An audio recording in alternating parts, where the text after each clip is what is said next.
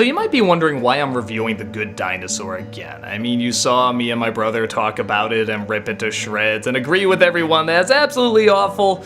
But you know, something about that didn't feel right. I couldn't explain it, just even though I was angry and I was laughing at it, something just felt a little off being so mean to it. So I decided to put it on and watch it again. And yeah, it's still not good, but I have to be honest, it's not as bad as I remember it. I think all the talks of production troubles and the high expectations I expect out of Pixar really threw me off balance, and when I look back on it, there is some stuff I actually think is okay.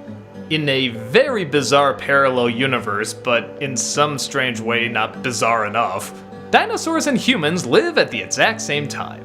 While one dinosaur family tries to build a home, a little brontosaurus loses his father. He has to journey a long distance to find his true home, and along the way he comes across a little cave boy, who acts more like a dog than an actual human. That's a funny idea. The dinosaur hates the cave boy because he blames him for his father's death, but over time, as you'd imagine, a little bit of a friendship forms, and they learn to live with each other and help each other survive. Along the way he comes across other dinosaurs, some strange, some even stranger in many ways, who try to get him home as the cave boy himself tries to figure out where his true home is. So yeah, it's already kind of an odd idea, but like I said, not one that's super crazy. I mean, okay, dinosaurs and people living at the same time. It's odd, but it's been done before in crazier ways, like in Dinosaurs and Flintstones and so forth. The meshing of ideas in this movie is about as unbalanced as, well, honestly, the backgrounds and the foregrounds of it.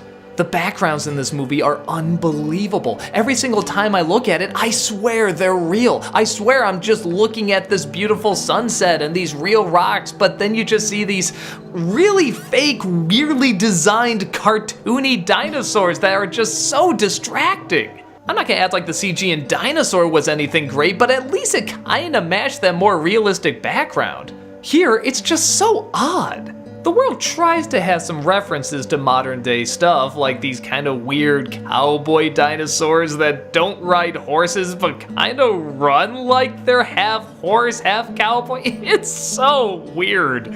The young dinosaur gets really whiny really quick, and I don't think that's the actor's fault. Again, it's just not an especially well-written character. The cave boy at times is a little interesting, but maybe that's because he never talks, and a lot of his expression has to be done through just his big dog-like eyes and weird movements, and I don't know, there's almost something there.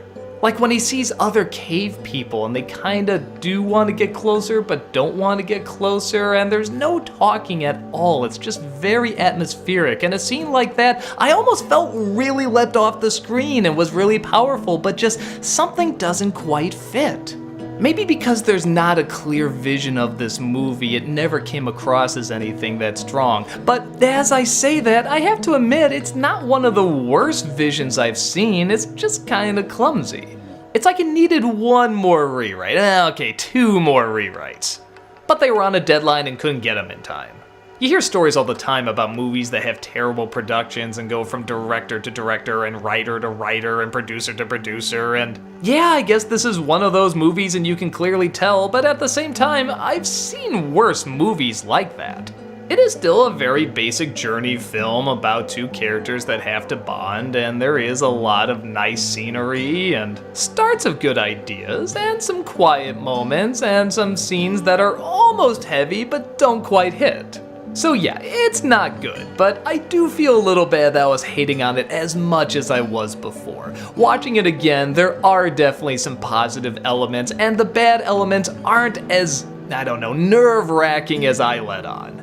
I feel like a lot of people worked hard to pull something out of this, something that at least looked decent, and yeah, it does look decent. Not great, especially by Pixar standards, but you can show a little kid this and it would be totally fine. So I'll give it that. It's a totally fine little kids movie as long as you don't really think about it like you would most Pixar films. But it is a Pixar film, and we do hold them to a very high standard. So I guess what I'm getting to is The Good Dinosaur is bad, but not as bad as I originally thought.